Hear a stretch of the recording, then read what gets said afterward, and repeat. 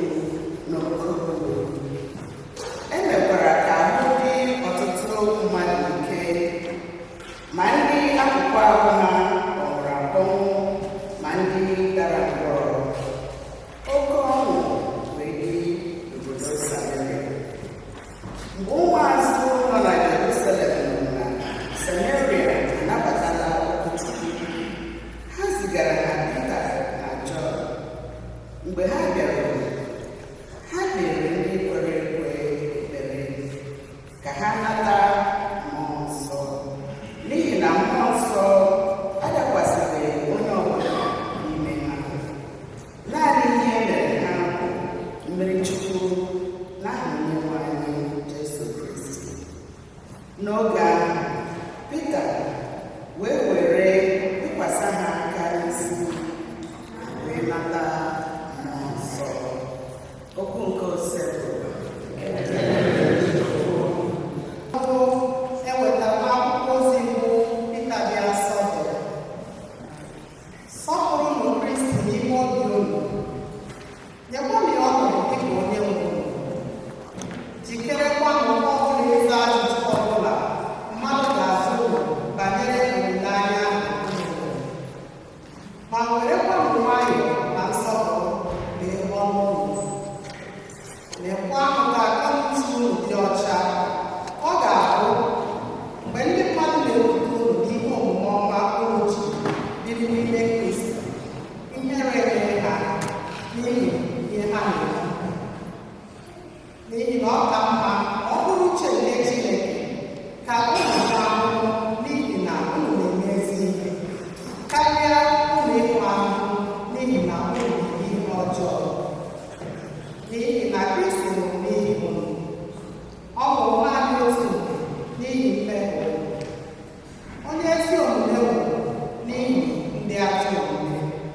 ka ọ ga-ebuga ụlọ Chineke.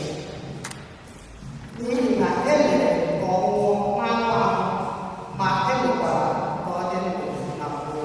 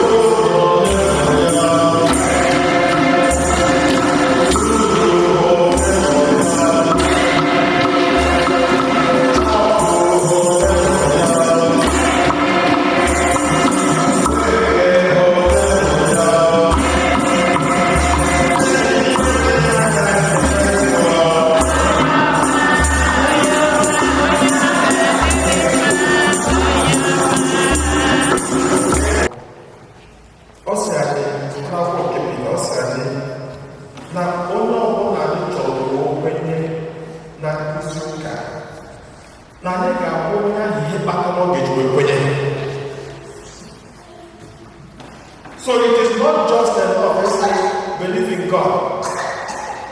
That you must be able to give reasons why that person must believe in God. And then talk about the person here. Only chọrọ ịbụ ezigbo nne maọbụ ezigbo nna. N'oge atọ ka ụmụ ya megide na-ekete ihe ọma akụzi. Mana it is not just enough ịsị ha ga-ekete n'ihe ndị nọ na-akụzi. Ị ga-agwakwazị ha ihe mere ha ga-eji wee ga-ekete ihe na-akọ. So they must be convinced. N'ihe anyị dị. Now, kedu etu a ga-esi were convince ọsọ n'ụgwọ? Ụmụ nke a na-efe efe ịkọcha ya. If mommy, every time she's opening her mouth, every time she's yelling.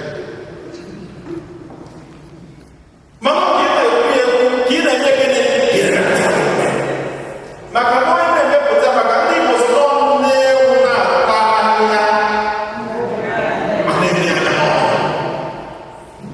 so they must be convinced of why they have to follow that teaching.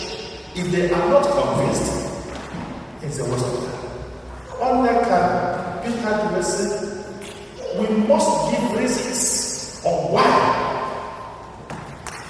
Only have to see when you have it. I don't know how to get more. It goes any free. On the Jetawoka, think okay, talk, Galata, with okay, with Philippus, they just passages. Only with the brothers, so for Catalan. Come on, still not use that, they give us a little. Show us the way. Just to say, I'm the way, the truth, and the life. If you have known me, you have known the Father. Yeah. Philip will say, I came with you from the way to Father. But you say, I Father. Because I take on the violation. Just what said Philip, you have followed me all these years, and still you do not know the Father. To have seen me is to have seen the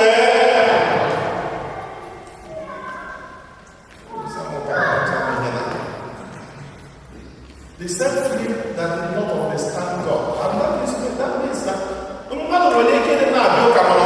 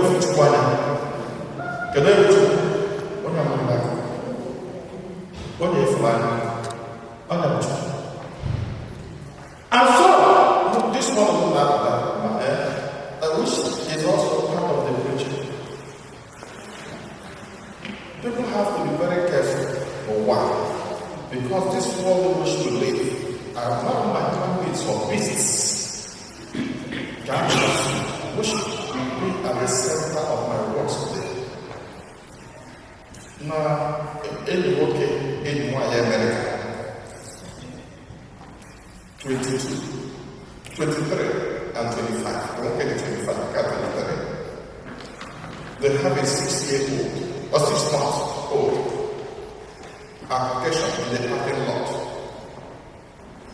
shooting straight, killing the girl.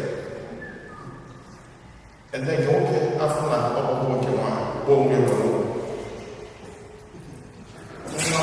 6 months can pass more. And they will never find out. And that's why people have to be careful. Even especially our kids. All this your boyfriend, girlfriend. All this boyfriend, girlfriend. You have to be very careful. This time is not a good time. This season is not a good season. And that gets to the celebration we have today. And then on the wall is to know. And we acknowledge all of you. We acknowledge all of you. Other reason,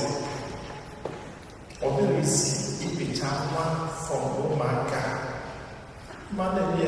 they take it for granted. One of my friends, every time I was sitting there, I don't even know what you're doing. Do you think cooking is enough? Do you think this is enough? Do you think this is enough? Come on, I still get it. And now the job, yeah, just one year of operation, they actually did all there for 1 week. Yeah, we're not. I said, so who will take care of this week? The whole thing I had enough. I said, but also, you just don't make a 1 week, you won't make it, but yeah, I said, the worst person who will take care of this kids. I'm sure I'm paying them, just yeah, I don't even understand what you're talking about. I appreciate all of you. It is taken for granted. And sometimes we try to explain it the way. Naturally, it's a long way. Get you okay,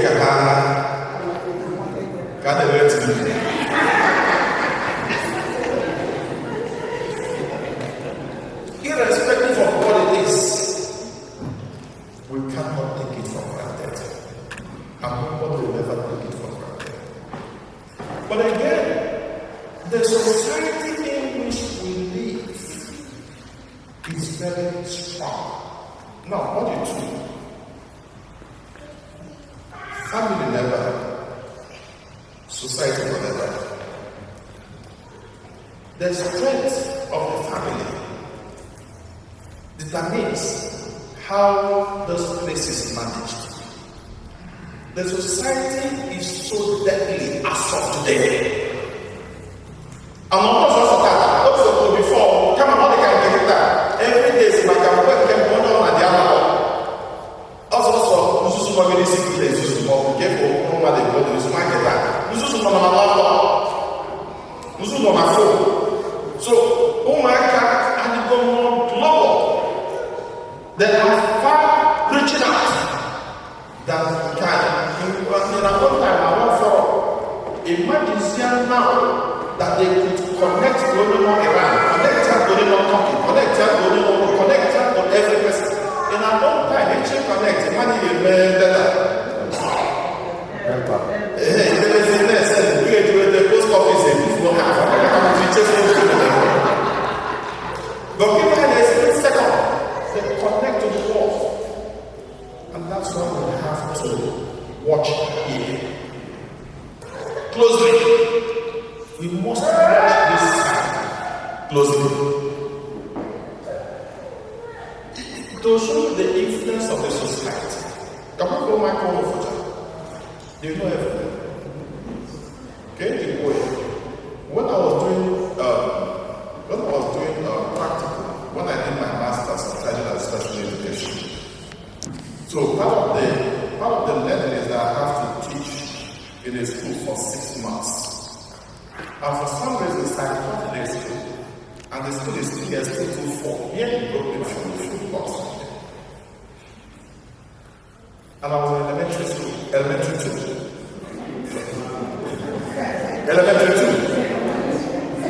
Hello, my elementary school.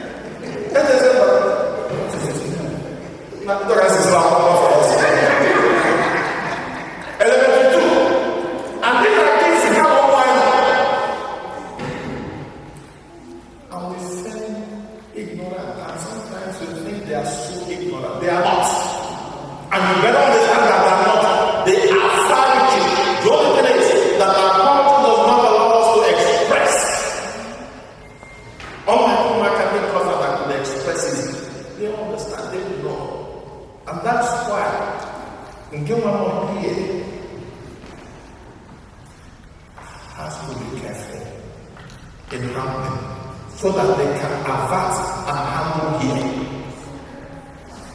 The society first. When I was growing up, not the church, I have my cousins, very close cousins. We all mixed up because they don't take it. So their father had them five boys. There were 3 boys. Another relatives around the neighborhood. Number 5. All of them are smoking cigarettes. From beginning to the end. And out of the 5 next a cigarette, 3 now jump between cocaine and Igbo. 3 out of the 5. And out of the 3 now jump cocaine and Igbo, 1 is 18. And this are people who were growing up around. Now, what was the Savior? The Savior I wanted to say was my mom. That's where the children was my mom. Why? My dad is more diplomatic because he lost petting you. But my mom, changed elementary school. Only they changed it because she was a teacher. Everyone more like Lucy, because they're not the child and now go to one way. Vote to the African one. Everybody that house is moving. School law is going on like that. Another one like that. So, and why I'm the teacher you never want? There's fear of life, the middle of this. Mama, I want to take my out of it. But the time you never want. So, to fear her,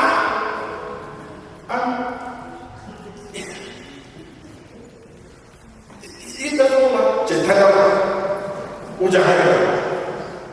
On one of the occasions, those my cousins, we make some easy. I didn't know Mama, or one of them get the child in it.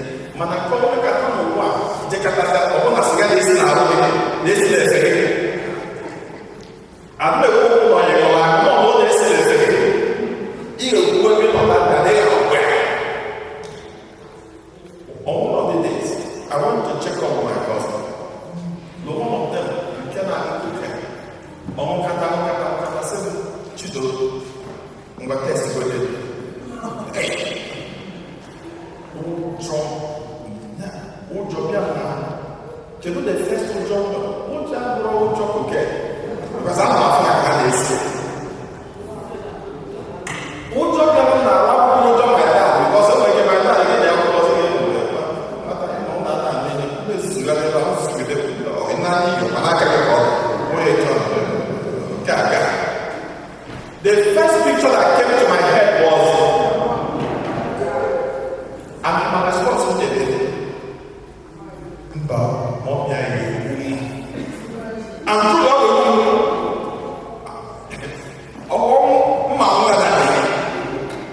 and I know, and so that was the first thing that came to my head. Mommy I said okay, and that was the last conversation of that.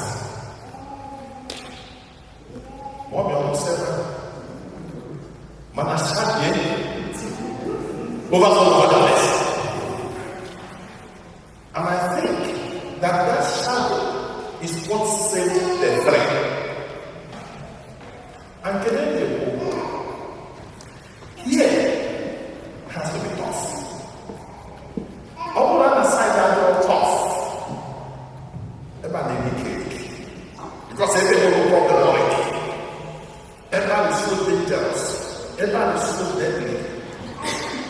And that's why if you're not watching the people to do that, if you're not careful, the church is so much of the breakfast and all that. It's no matter 13, 14.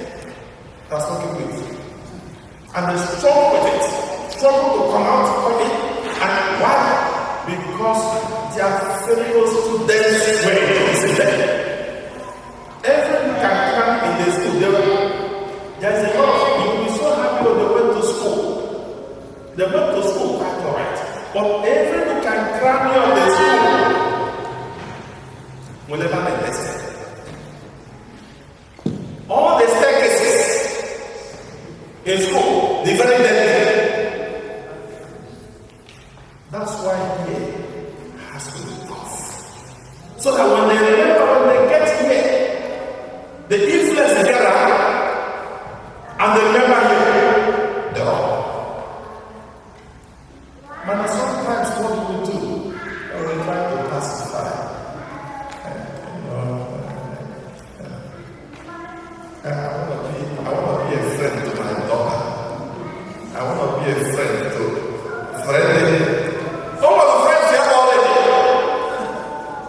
The friends are here. You may be I'm not a friend. The only thing we can have is some level of friendship, but we're not a friend. He is one man. And that mama has to cooperate. And then to be able to mama here, you have also to compromise your own joy and happiness. You have not actually make a life really easy. For the sake of making come here, it's sacrifice. It's only when you sacrifice here that they will be able to function here.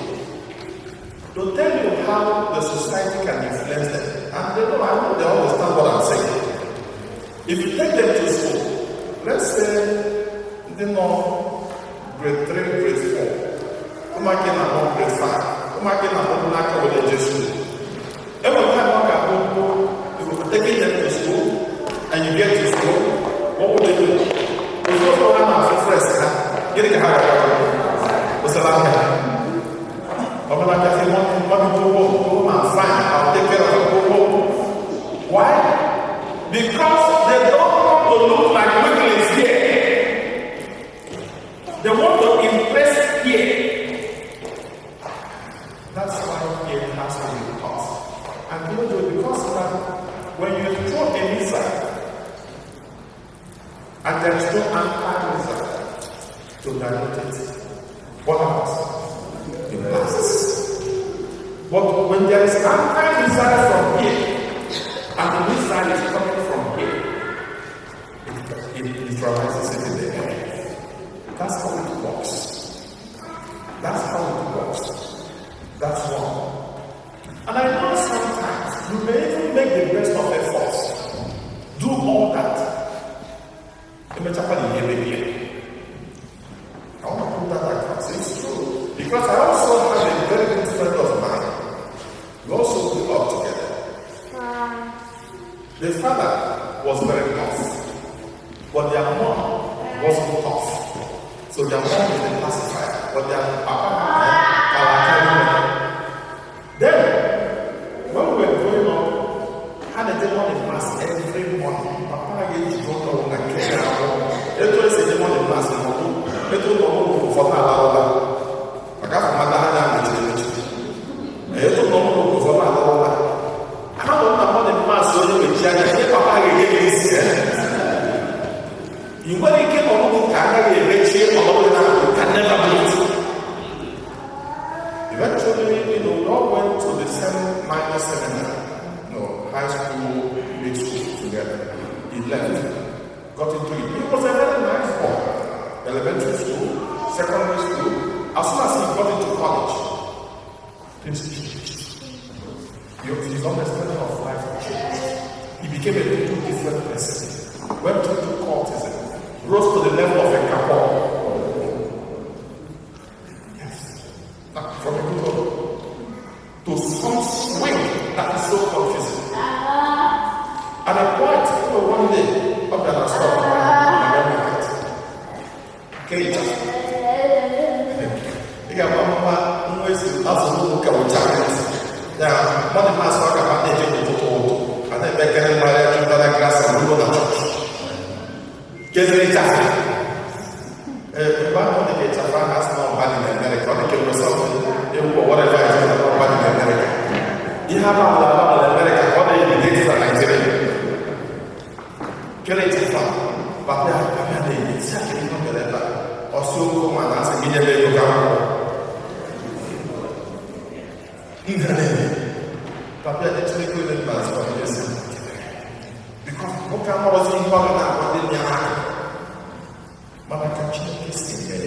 Here that's watching her in level. One of that some of the training only no does matter. Because eventually, I will China University in England. Then from there, went to Thailand, spoke to Ken, the Udio Jenga. Because the Kuala time, it did not have the death. Kuala Jenga, like that, on my death, who made it in the song. I never been one at a because they don't have a life. Because they are in the practice, they can back up and obey. That's a condition they all started with sophisticated his life. Why I am saying all this is that parenting is not a chance, especially those of us who still have young ones. Put up your best energy. Pray over them every day and every moment. Some of them will go well, some will go wrong. But if you give the best training, the ones that will go wrong will eventually by the grace of God rebound. But the worst will be when the training is not given here and the poor training is given here, there's no rebounding from here. But there is rebounding when here and here is missing. But no rebounding when the majority, 90% of the training, also like then the person is trained in the streets. And if the person is trained in the streets, it's his or her life. My dear brothers and sisters, today is Mother's Day. Do your best. Sacrifice what you can sacrifice. Put the best of effort. Don't be their friend. Be their mother. And at every point, tell them the reasons. You don't just give instructions. You must give reasons why the person must do what you think is the best. Even if the person doesn't hear today, he will hear tomorrow. Continue saying it. Continue saying it until it gets into the ear. May God bless us as we continue to do our job and what God has dedicated us through Christ our Lord. Amen.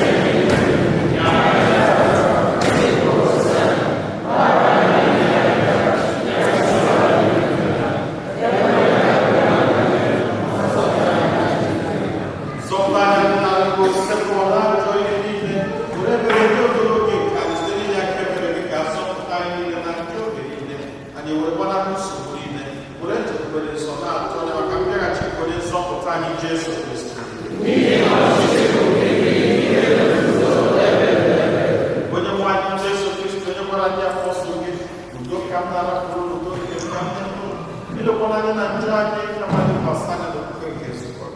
Nye gị ndụ dị kọrọ otu mgbe niile ka uche gị siri chọọ. Gị bụ onye dị ndụ na-achị ebe. Udo nke ose bụ ụwa dị n'ụlọ mgbe niile.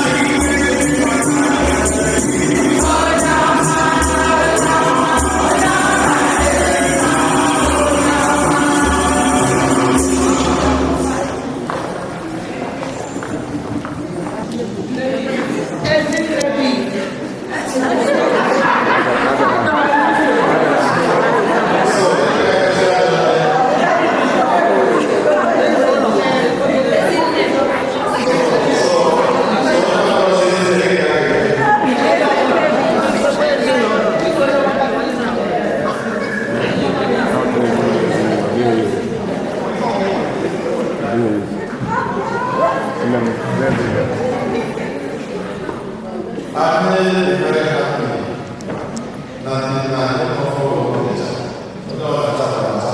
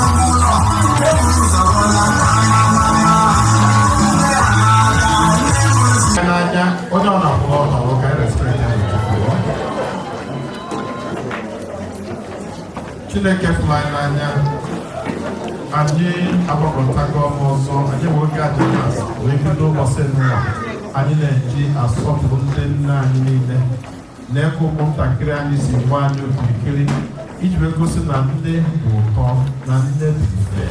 Anyị na-arịọ ka ịnọnyere anyị na mmemme niile nke a ga-eme n'ụbọchị tata ka ọ gaa na ntụziaka gị, ka ọ bụkwazị mmemme ga-ejikọ ezinụlọ anyị ọnụ n'ụzọ pụrụ iche, mmemme ga-eme ka ịfụnanya gị baa ụba n'ezinụlọ anyị, mmemme ga-ewulitekwazị mmụọ nke ndị nne iji wee na-alụ ọlụ ịbụ nne nke ha na-alụ n'ọtụtụ ezinụlọ, mmemme ga-emekwazị ka ndị obi na-ada mba site na ihe niile a ga-eme n'ụbọchị tata, ụmụntakịrị ha niile ka obi ha wee mụbakwa ọkụ ọzọ.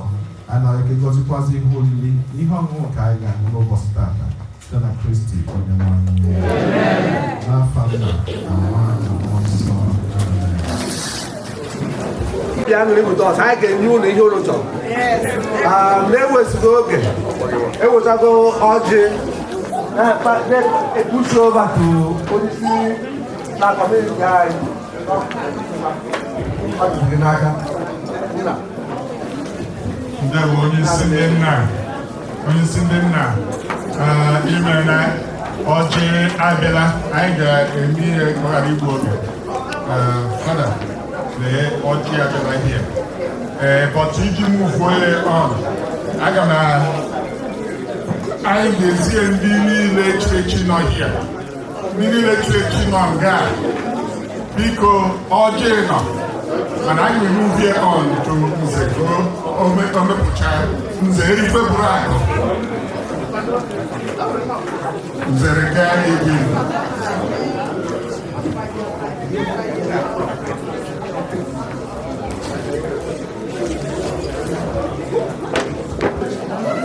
biko emere na ọjị. Ana m asụ ndị nze na ọzọ nọ ngala ọghọlọ na ọjị, ndị ichie anyị nọkwa ngala ọghọlọ na ọjị, ndị high chief na ndị chief niile nọ ngala ọghọlọ na ọjị. Ana m asụ onye ọbụla chiri ka o chiri biko ya zere.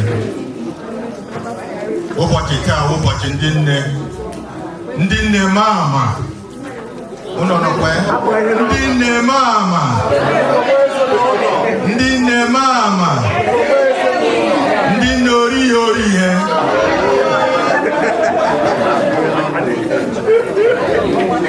biko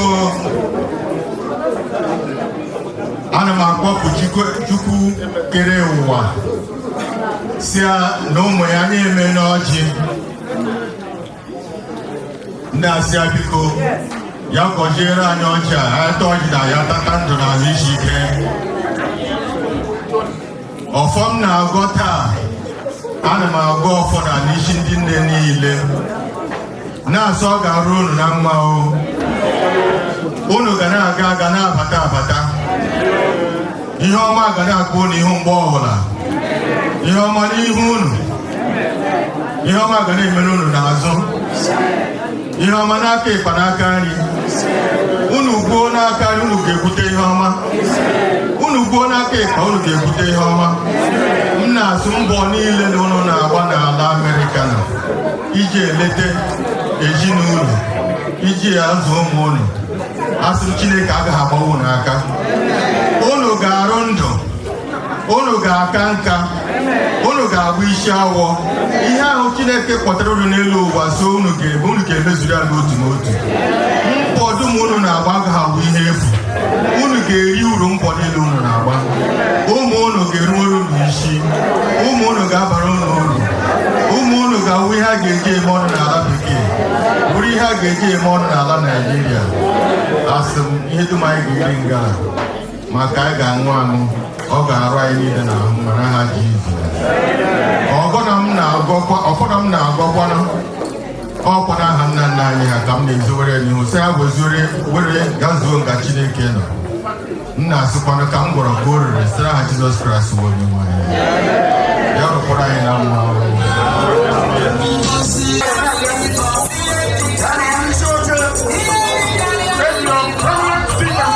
Thank you and God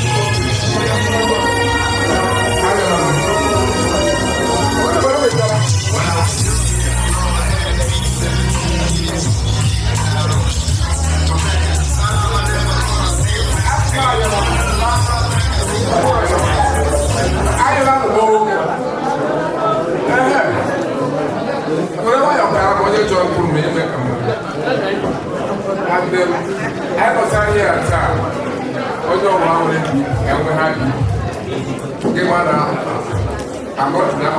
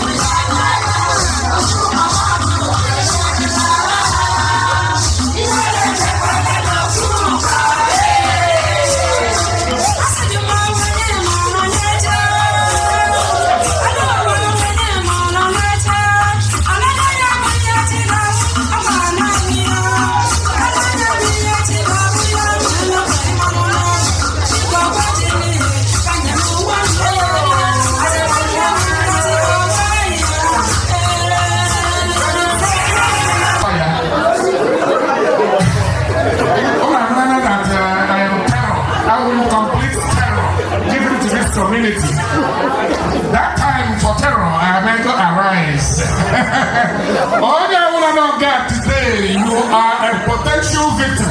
I don't know what you say. I want to do work. I find what I did. Then how many people let the world have their food? Because I have nobody there. And it will happen. There is no disclosing who's going to be my victim. And then my partner in crime, brother Solomon, we can come along. I ain't there, man. The Arab community today. I want to recognize every kind of thing. I will subject you to that special occasion. Okay, you will begin to respect me as the biggest terror in this community. Hey! I want terror. Because I need 3 cheers. Keep on picking the money, okay? I want all the money down. I need 3 chairs and 1 table because somebody has to be able to see their table. Do we need the table? We don't need the table.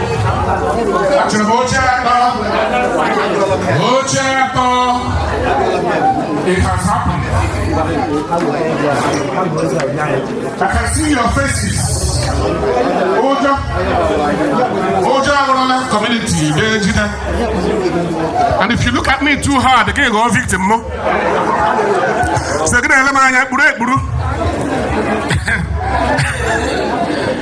Partner in crime. I'm here to get men there today. I got you. I got the Bobo. I got you. And I got my community. I got you. Actually, I want to something to 3 different questions. So there is a program we're going to be running now because in the interest of time, I can make all be very thick and very fast and very to the point. This program is going to involve men and their wives. I got out today. I want to world engaging family. Engaging is the whole. And I don't know how much you correlate with your wives. Oh, you not have girls going at this thing because you're their home separately and treat me like to APC. I will take your money and exonerate you. You see, when you end this, because for your information, I can register to end this because I'll send you the link. Because actually, all of us being participatory in the politics, and this is serious, because in the politics of Nigeria, anybody who I'm not trying to be partisan, anybody.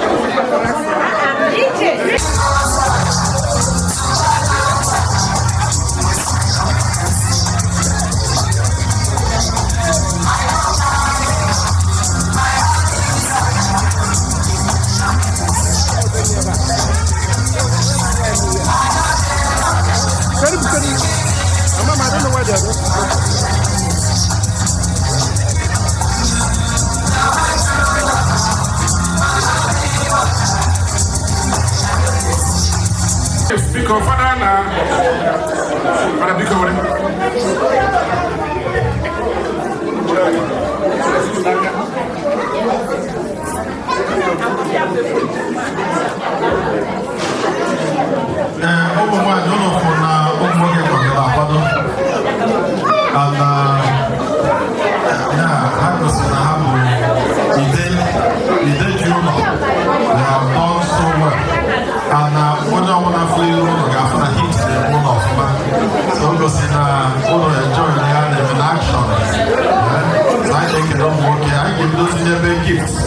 onye akpọrọ ọbịa wolukie enwekwana onye anọrọ ebe a enwe onye ga-abịa iwetara ya ọbịa wetara ya mak ya onye bịa were ya ka adị sure na most of the gifts na edishire out. So onye ọbụla kpọrọ afịa ọ bụ na di ya nọ nso di ya abịa soro ya gbala egwu wee bịa were their own gift. So anyị ga-ebido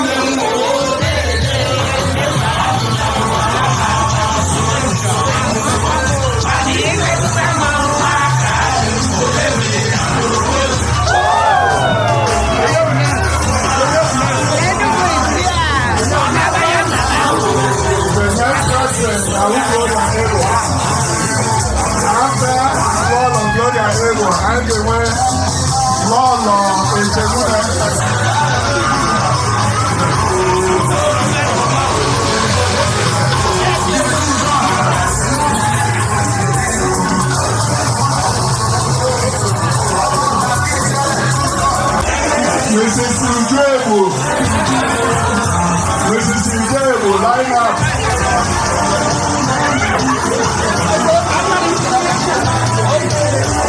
After Uju, all the home is Chukwueke, Angela Chukwueke.